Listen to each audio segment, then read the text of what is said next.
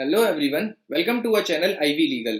In continuation to our Indian Evidence Act lecture series, in our today's video, we are going to discuss about section 62 of Indian Evidence Act, जो बात करता है primary evidence के बारे में. This is very important section because ये आपको judiciary exam के point of view से, even for the college students, और वैसे भी ये बहुत important है because primary और secondary evidence को समझना बहुत जरूरी है under Indian Evidence Act. So now talking about section 62 of Indian evidence act. Section 62 ये बताता है कि कौन से एविडेंस प्राइमरी होते हैं और कौन से नहीं होते हैं. जो नहीं होंगे वो सेकेंडरी एविडेंस होंगे एज पर सेक्शन 63. तो अब सेक्शन 62 में primary evidence means and includes 4 चीजें बताई हैं उन्होंने जो प्राइमरी एविडेंस मानी जाती हैं. सबसे पहला है कि primary evidence means and includes the first thing is original documents. Original documents primary evidence माने जाएंगे. जो जिनका मतलब बेसिकली जो ओरिजिनेट ही अपनी मेन अथॉरिटी से हुए हैं तो वो ओरिजिनल डॉक्यूमेंट है और वो original document are considered as primary evidence. जैसे कि एग्जांपल मार्क्स कार्ड, जो 10th का 12th का मार्क्स कार्ड होता है जो सीबीएसई इशू करती है या आईसीएसई इशू करती है या फिर कोई और एग्जामिनेशन अथॉरिटी जब मार्क्स कार्ड इशू करती है तो वो ओरिजिनल डॉक्यूमेंट है.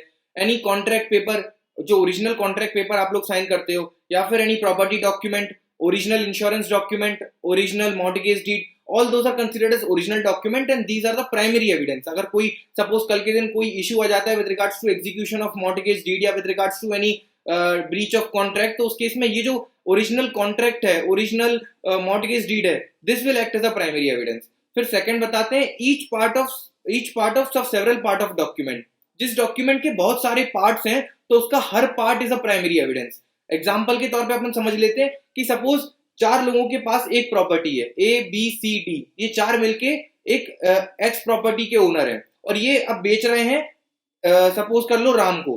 तो राम को ये प्रॉपर्टी बेच रहे हैं, ठीक है, ए बी सी डी, ये 4 लोग. अब ए के पास अपनी प्रॉपर्टी डॉक्यूमेंट है, बी के पास है, सी के पास है, डी के पास है. अब सपोज सी और डी अब्रॉड में रहते हैं तो वो अपने पोर्शन की ओनरशिप का डॉक्यूमेंट सेल डीड वहां से साइन करके और यहाँ कुरियर कर देंगे. तो उस केस में उनका जो पोर्शन है, उनका जो डॉक्यूमेंट है, उनका जो पार्ट ऑफ डॉक्यूमेंट है वो इस यहाँ ए और बी के पार्ट ऑफ डॉक्यूमेंट से अटैच हो जाएगा और उसके बाद वो प्रॉपर सेल डीड बनके और सेल मतलब सेल प्रॉपर्टी की सेल एग्जीक्यूट हो जाएगी इन फेवर ऑफ राम. तो यहाँ पर the part of the several document मतलब यहाँ पर सेल डीड का जो सी का पार्ट था, बी का पार्ट था, ए का पार्ट था, डी का पार्ट था, जो चारों ने जब अपनी अपनी ओनरशिप एब्डिकेट करी, गिव अप करके और ट्रांसफर करी, कन्फर करी इन फेवर ऑफ राम, तो उस केस में each part of that sale deed is relevant, is a primary evidence. That is what we have to take into consideration here. कि यहाँ पर ऐसा नहीं बोल सकते कि ए ने जो एग्जीक्यूट किया सिर्फ उतना ही प्राइमरी एविडेंस था, बी और सी डी जो तीनों ने अपने अपने पार्ट जो एग्जीक्यूट करे थे वो उनका जो डॉक्यूमेंट का पार्ट था उनके वो that is not a primary evidence. नहीं, वो चारों ने अपनी ओरिजिनल ओनरशिप कन्फर करिए इन फेवर ऑफ राम. तो उस केस में the part of several parts of the document of sale deed are a primary evidence against each other. फिर तीसरा पॉइंट आता है counter parts of a document. Counter parts यहाँ पर मतलब है कि सपोज जैसे अपन आप बैंक में जाते हैं, कुछ पैसा जमा करते हैं, ठीक है, आपने बैंक में पैसा जमा किया तो अब उस केस में क्या होगा कि आपको एक रिसीट मिलेगी, डिपॉजिट स्लिप मिलेगी, ठीक है. तो आपको जो बैंक की डिपॉजिट स्लिप मिलती है उस पर जो एम्प्लॉय जिसने आपका पैसा डिपॉजिट किया है वो साइन करके देगा. तो हियर एक कॉपी बैंक अपने पास रखता है, एक कॉपी बैंक का एम्प्लॉय आपको साइन करके देता है. तो that counter part of a document which is given to the customer who has deposited the money in the bank, that is a primary evidence and that is a primary evidence against the person who has executed. मतलब executed से यहाँ पर मतलब क्या है, जो person sign करके document execute करता है. तो यहाँ पर काउंटर पार्ट से मतलब है कि counter part of a document से मतलब है कि जो डिपॉजिट स्लिप का जो दूसरा पार्ट था जो कस्टमर को दिया गया है, that is a primary evidence and that primary evidence can be executed against the is a primary evidence against the person who has executed it. मतलब यहाँ पर एम्प्लॉय जिसने साइन किया है ये डिपॉजिट स्लिप पे कि हाँ इस कस्टमर ने इतना इतना पैसा बैंक में डिपॉजिट किया, उस स्लिप पे एम्प्लॉय बैंक का साइन कर देता है. तो यहाँ पर कल के दिन अगर कोई डिस्प्यूट रेज होता है with regards to deposit of money, तो यहाँ पर this deposit slip is a primary evidence against the person who has executed, against the employ, but this is not a primary evidence against the person who has not signed. यहाँ पर मान लो अगर employ, अगर bank को कोई document use करना है तो बैंक यहाँ पर वो डॉक्यूमेंट अगेंस्ट द कस्टमर वो प्राइमरी एविडेंस नहीं कहलाएगा, क्योंकि उसने एग्जीक्यूट नहीं किया। एग्जीक्यूट जिसने किया है उसके against the document can act as a primary evidence.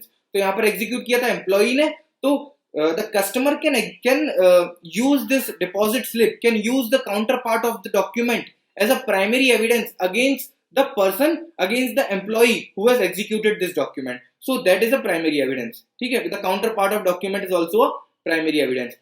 चौथी चीज होती है कि fourth is that the allot of document, कोई डॉक्यूमेंट का एक लॉट तैयार हो रहा है, मतलब 500 500 या 400 500 कॉपीज तैयार हो रही हैं किसी डॉक्यूमेंट की बाय अ यूनिफॉर्म प्रोसेस।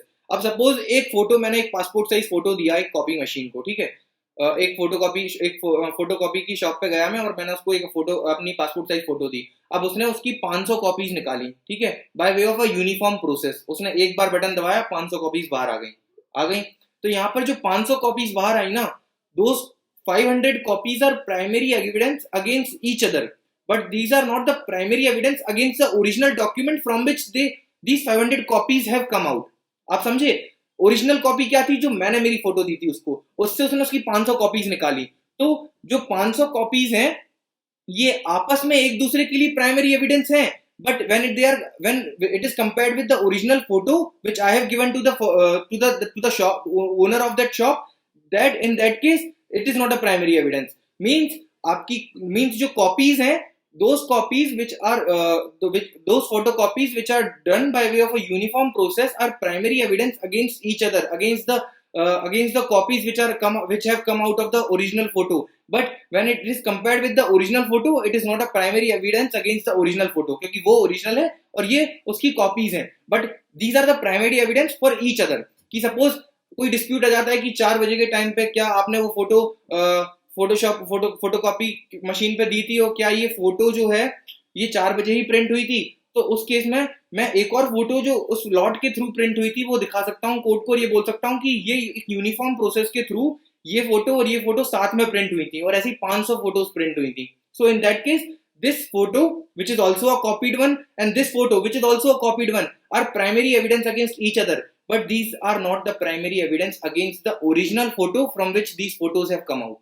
आप समझे? उस केस में ही सेकेंडरी एविडेंस हो जाएगा, बट ये आपस में एक दूसरे के लिए प्राइमरी एविडेंस है। So this was the fourth point which is included under the term primary evidence. पहला क्या था? Primary evidence means and includes the original documents. Second is when each part of the several part of documents, अगर कोई sale deed है उसके जो several parts हैं वो भी इंक्लूडेड होंगे। फिर तीसरा था any counter part of document, and fourth was a lot of document which was made by way of an uniform process.